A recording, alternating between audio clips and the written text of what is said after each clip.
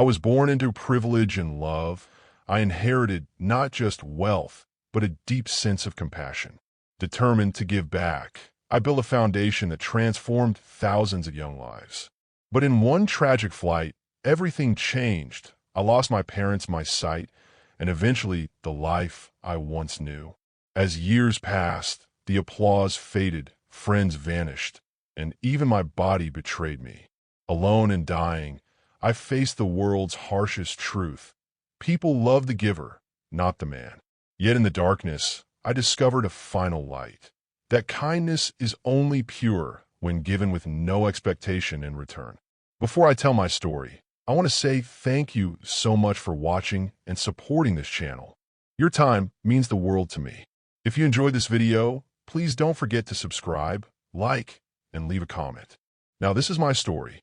I grew up in a home where nothing was missing. My father was one of the most respected businessmen in the country. My mother owned real estates in almost every state. My childhood smelled of polished marble floors, designer suits, and fresh roses in the living room every morning. But it wasn't just wealth. We were a happy family. Dad taught me how to negotiate deals. Mom taught me how to listen, how to care, and how to treat people as more than numbers. I thought life would always be this way, beautiful, safe, and unshakable. When I finished my studies and joined my father's business, I realized I had everything I needed, more than I could ever spend in a lifetime. But I kept thinking of people who weren't as lucky.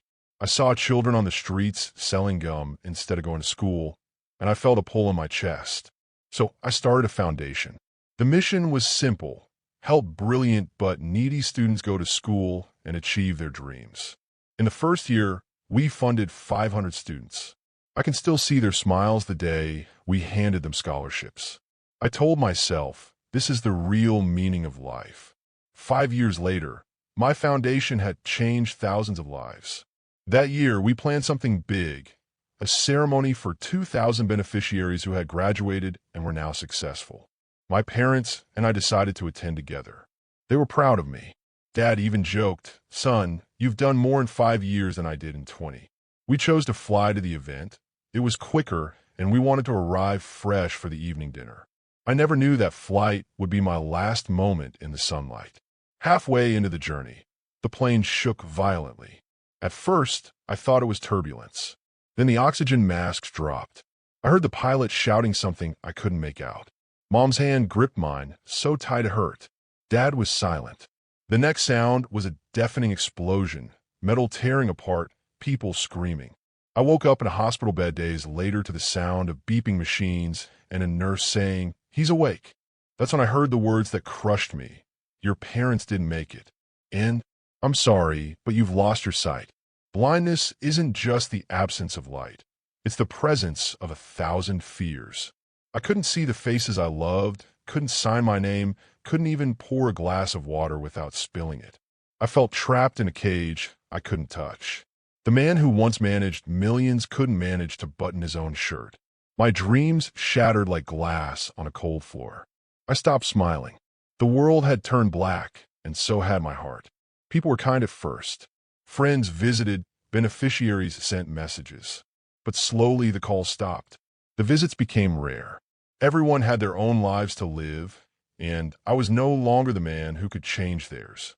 I learned something: gratitude is loud in the moment, but time makes it whisper until it disappears completely. By the 5th year, I was alone. No foundation, no friends, no parents.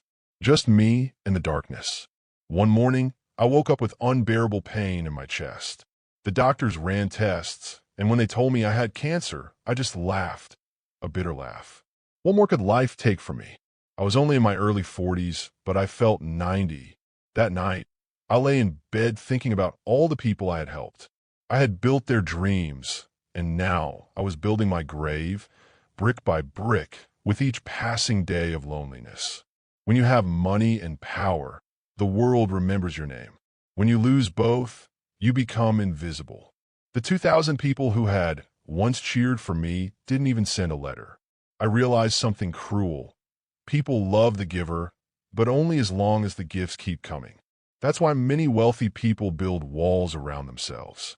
They've learned what I learned the hard way, that the world doesn't love you. It loves what you can give it. I started to understand why some rich people don't give as much as they could. It's not greed, it's fear. Fear of being used. Fear of being forgotten when the giving stops. The world doesn't remember yesterday's hero.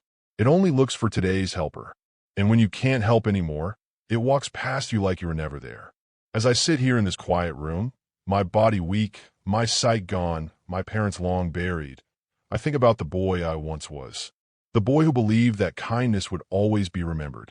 I still believe in kindness, but I have learned a harder truth. Do it without expecting anything back. People will forget. Time will erase your name. But if your heart is pure, the good you did will still matter, even if no one says thank you.